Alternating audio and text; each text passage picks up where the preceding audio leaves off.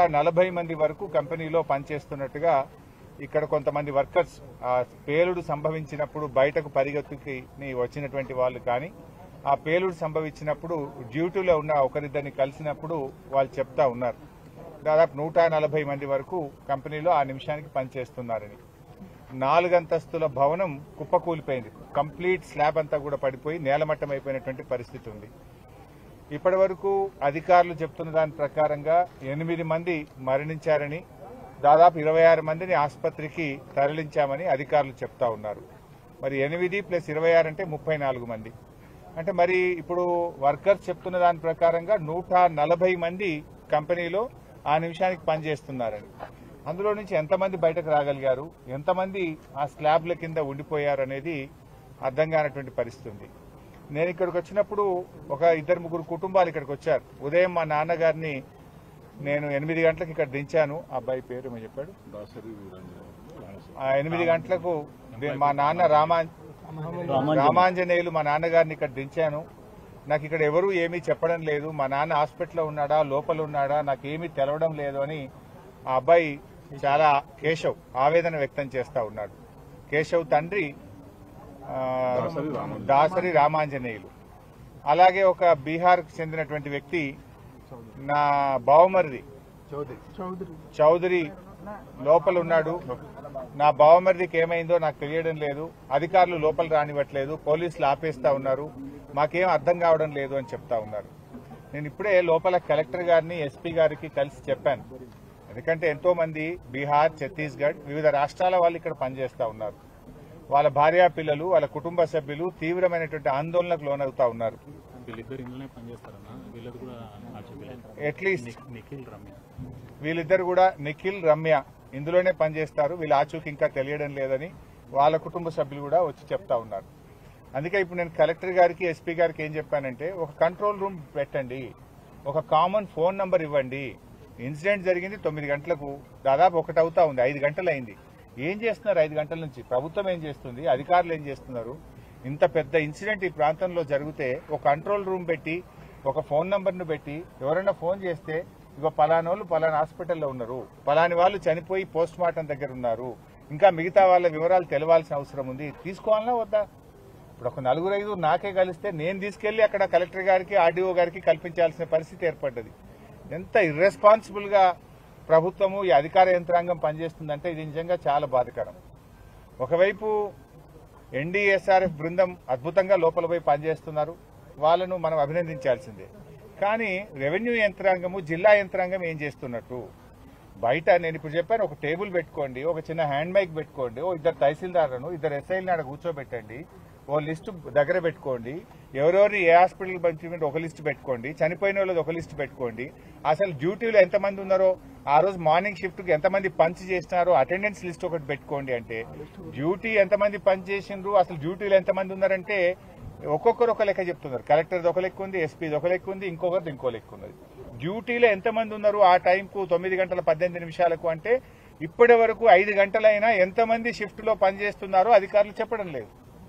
అసలు ఏ వివరాలు కూడా లేకుండా బాధ్యతారహిత్యంగా పనిచేసినట్టు కనబడతా ఉంది. మరి ఇది రాష్ట్రంలో కార్మిక శాఖ మంత్రి ఏం చేస్తున్నట్టు, మరి ప్రభుత్వం ఏం చేస్తున్నట్టు?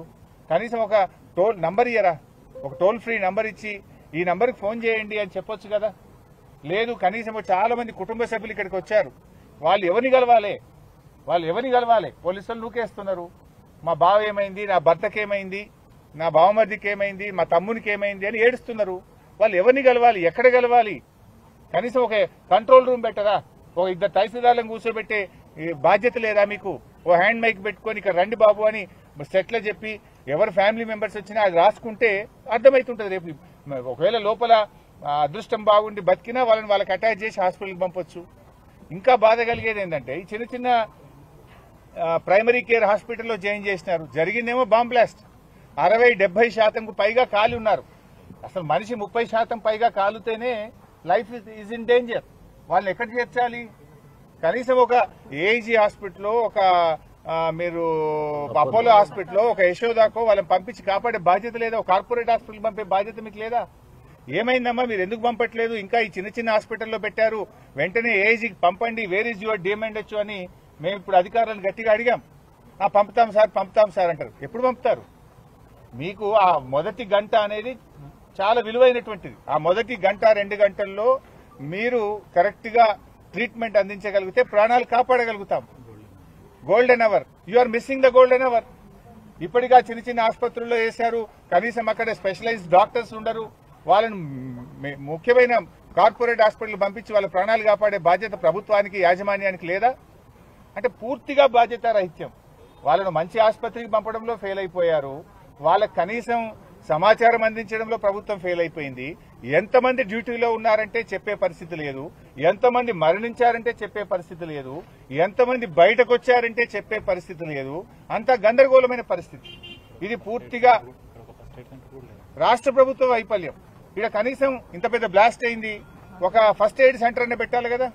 కనీసం ఒక వెహికల్ తెప్పించి ఫస్ట్ ఎయిడ్ సెంటర్ పెట్టి ఆక్సిజన్ పెట్టి వాళ్ళని తీసుకువెళ్లాల్సిన బాధ్యత లేదా?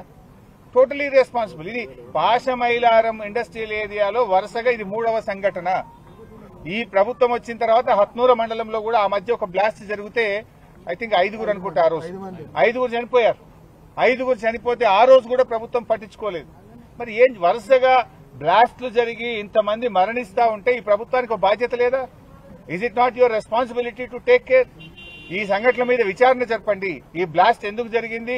ఈ బ్లాస్ట్ లో ప్రభుత్వ అధికారుల నిర్లక్ష్యం ఉంది. సేఫ్టీ మెజర్స్ తీసుకోవడంలో ప్రభుత్వం పూర్తిగా ఫెయిల్ అయిపోయింది. ప్రభుత్వం ఎక్కడ కూడా బాధ్యత రహిత్యంగా ఉండడం వల్లనే ఈ వరుస సంఘటనలు జరుగుతూ ఉన్నాయి. మేనేజ్మెంట్ మీద కూడా కఠినమైన చర్యలు తీసుకోవాలి. దీని మీద పూర్తి స్థాయి విచారణ జరపాలి. చనిపోయిన కుటుంబాలకు ₹1 కోటి ఎక్స్గ్రేషియా అందించాలి. మరి గాయపడ్డ వారికి ప్రభుత్వం కార్పొరేట్ వైద్యాన్ని అందిస్తూ వారి కుటుంబాలకు ₹50 లక్షల ఎక్స్గ్రేషియా ఇవ్వాలని బీఆర్ఎస్ పార్టీ పక్షాన్ని డిమాండ్ చేస్తారు. స్థానిక మంత్రి, కలెక్టర్ అందరు లోపలనే ఉన్నారు. మరి లోపం ఎందుకు జరుగుతుంది? ఎందుకు ఆ కోఆర్డినేషన్ మిస్ అవుతుంది? లోపల మినిస్టర్ గారు అయితే నాకు కనబడలేదు. కలెక్టర్ గారు నేను అడిగాను, ఎంతమంది కలెక్టర్ గారు షిఫ్ట్ లో ఉన్నారు అంటే తెలియదు. మార్నింగ్ షిఫ్ట్ లో ఎంతమంది డ్యూటీలో ఉన్నారు? There is no answer from collector. అసలు ఏం జరుగుతుంది అంటే ఎవరి దగ్గర ఆన్సర్ లేదు.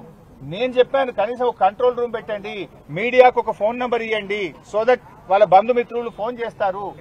రిలీజ్ ఏ ఫోన్ నంబర్. ఎవరన్నా ఉంటే వాళ్ళు ఎవరికి ఫోన్ చేయాలి, ఎక్కడ ఫోన్ చేయాలి?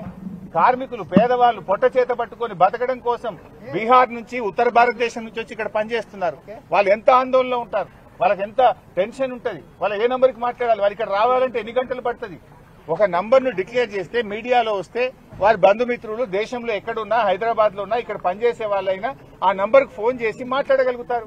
ఇంతవరకు ఒక నంబర్ ఇయ్యారు మీరు, ఇంతవరకు ఒక కంట్రోల్ రూమ్ పెట్టారు. ఇంత మేజర్ ఇన్సిడెంట్ జరిగితే గవర్నమెంట్ ఏం చేస్తున్నట్టు?